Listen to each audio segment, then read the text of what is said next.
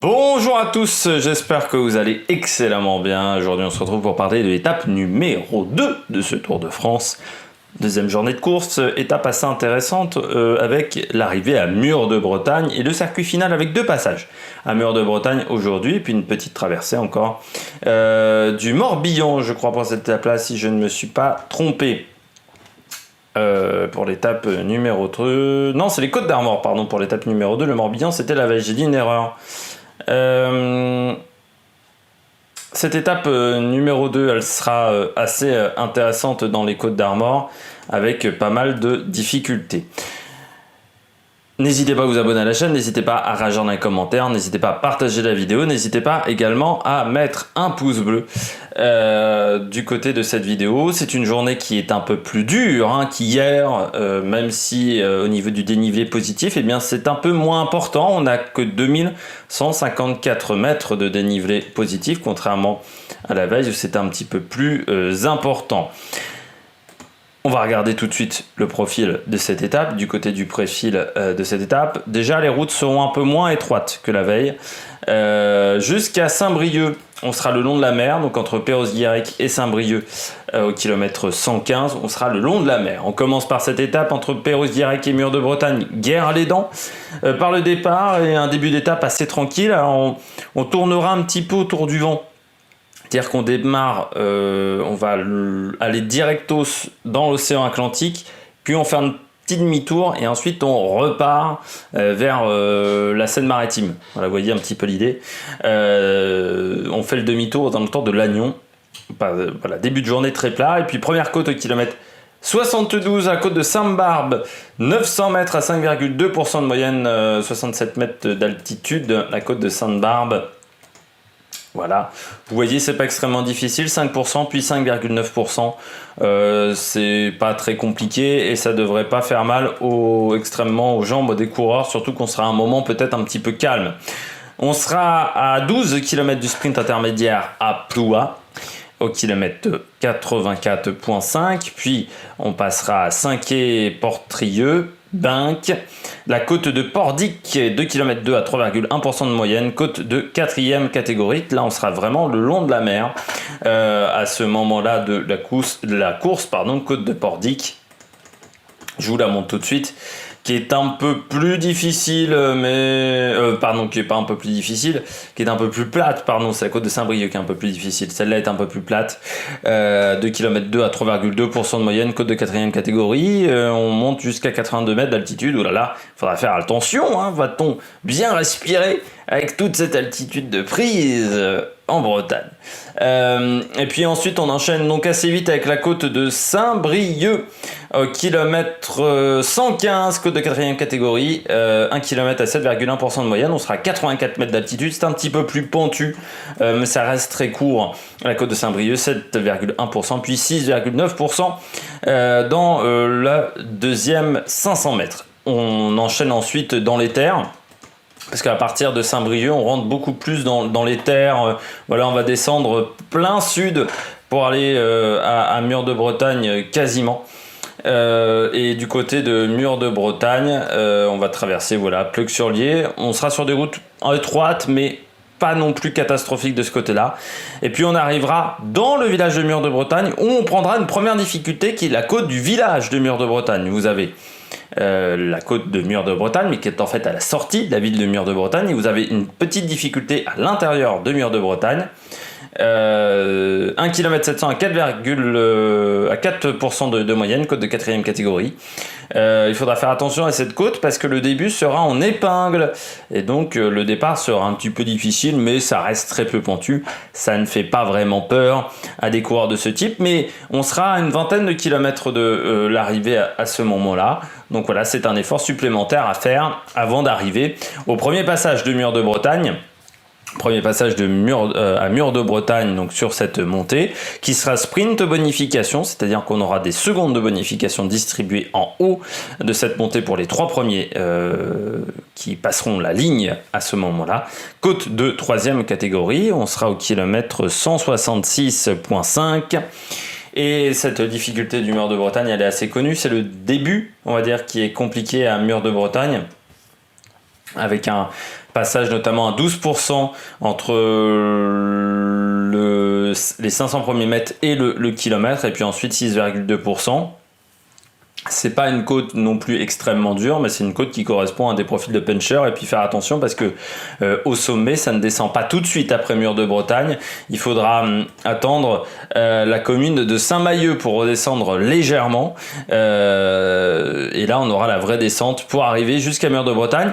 Deuxième passage à Mur de Bretagne, particularité. Au premier passage, on aura la descente. Donc, c'est-à-dire qu'on pourra faire les débuts, les 500 premiers mètres sur l'élan. Alors que sur le deuxième passage, on sera à l'arrêt, parce qu'on arrivera d'une nationale, et il faudra tourner sur la droite, et ça sera le pied de Mur de Bretagne. Donc on prendra le pied à l'arrêt. Et là, ça va être un petit peu plus difficile. C'est le même pourcentage également, de kilomètres à 6,9% de moyenne. Voilà, vous voyez, il y a un passage à 12%. Ça reste une montée difficile. Mur de Bretagne.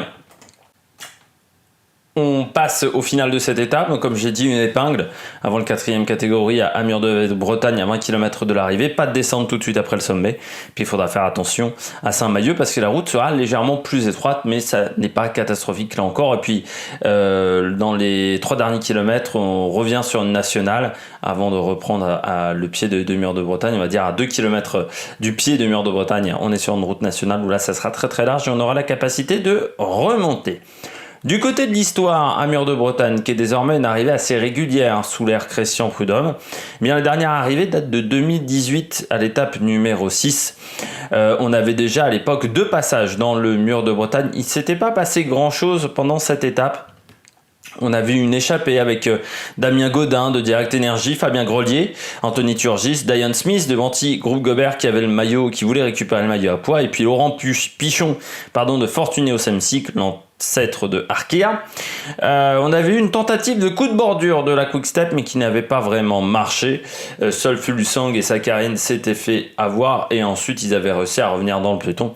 C'était un coup d'épée dans l'eau.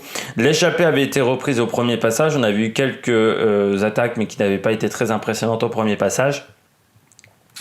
Et puis lors du deuxième passage, vous avez Dan Martin qui attaque assez vite.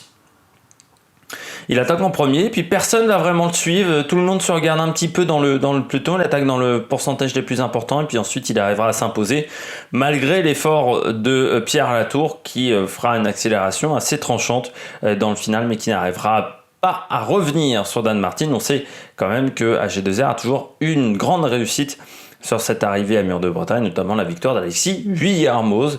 Et donc Dan Martin qui s'était imposé devant Latour, Valverde et Alaphilippe 4e. On avait eu 2 coureurs qui avaient perdu des temps ce jour-là. C'est Romain Bardet qui avait eu un problème mécanique et qui avait perdu 31 secondes. Il avait dû prendre le vélo d'un équipier qui n'était pas à ses cotes. Et ça avait été un petit problème dans le passage du Mur de Bretagne. On avait eu également Dumoulin qui avait perdu du temps sur une crevaison. C'était Dumoulin qui avait perdu plus de temps avec 53 secondes ce jour-là, comme quoi on peut perdre du temps à Mur de Bretagne. Du côté des régionaux de l'étape, et ben on a Bernard Hinault, Nanard, qui est né à côté de Saint-Brieuc, à Iffignac. C'est une quinzaine de kilomètres de Saint-Brieuc. Et puis on a également Élie Gébert à Saint-Brieuc, avec Thibaut Ferras et Alexis Renard, le coureur d'Israël Startup Nation. On a également Julie Bresset pour les régionaux de cette étape, qui est la championne olympique de VTT en 2012, qui est née également dans cette région. Du côté de Perros-Guirec, au départ, j'ai pas trouvé de coureur cycliste, j'ai juste trouvé Thierry Le Luron, mais ça m'a fait marrer donc j'ai voulu le mettre. Et puis du côté de Mur de Bretagne, là aussi pas de coureur cycliste, on a juste Jean-Baptiste Camille Corot, un peu de culture, nom de Dieu, un peu un moment Franck Ferrand dans cette vidéo, qui est le père de l'impressionnisme. On passe à la météo. Du côté de la météo, température d'une vingtaine de degrés, ce qui est des conditions vraiment idéales pour ce début de Tour de France. Il fait pas trop chaud ni trop froid. Soleil avec nuages, mais on devra avoir un temps sec, contrairement aux prévisions pour l'étape de la veille. 30 km/h de vent. Le vent qui sera de dos plutôt en début de journée, et puis sauf du côté avant Lannion, où il sera un petit peu de face. C'est un vent à 30 km/h, puis il sera de face à la sortie de Saint-Brieuc quand on descendra plein sud, et puis dans le circuit final, par contre, le vent dans la côte de Mur de Bretagne sera des dos, ce qui devrait nous rendre une côte très animée, parce que ça devrait rendre la course un peu plus fluide que quand le vent est de face. Et je crois me rappeler qu'en 2018 le vent était plutôt de face ce jour-là, et c'est pour ça que tout le monde avait un peu été annihilé enfin les attaques avaient été un peu annihilées par les conditions climatiques. Je me souviens, je crois que c'était cette année-là où Tom Skunch avait attaqué également. En 2018. Du côté de la stratégie, moi je vois une échappée de 6 à 8 coureurs parce que Mur de Bretagne ça fait un petit peu rêver quand même, surtout les coureurs bretons. Et puis reprise avant le premier passage à Mur de Bretagne parce que je pense que avec le vent de dos ça va un petit peu animer la course. Pourquoi pas également un petit vent de 3/4 à certains moments dans la course qui pourrait rendre la course un petit peu plus nerveuse. Du côté des pronostics, nous avons Mathieu Van Der Poel. J'ai mis Julien Alaphilippe parce que Mur de Bretagne, ça correspond à ses qualités. J'ai mis Alejandro Valverde parce que Mur de Bretagne, ça correspond à ses qualités, qu'on a retrouvé le grand Alejandro Valverde, et que la Movistar va quand même jouer des victoires d'étape, je pense, en première semaine avec Valverde. Et puis la grosse cote, pour moi aujourd'hui, c'est Pierre Latour, le français, parce que je me dis, pourquoi pas, il avait fait une belle opération il y a 3 ans, ici même, alors pourquoi pas revenir sur une terre de succès, retrouver une condition physique incroyable et réussir à faire une grosse attaque. Ce soir, donc, débrief de cette étape numéro 2. Et puis demain, la présentation de l'étape numéro 3. N'hésitez pas à vous abonner à la chaîne. N'hésitez pas à réagir dans les commentaires. N'hésitez pas à mettre un pouce bleu. Et puis nous, on se retrouve pour de nouvelles aventures sur la Meilleure Production. Ciao, ciao!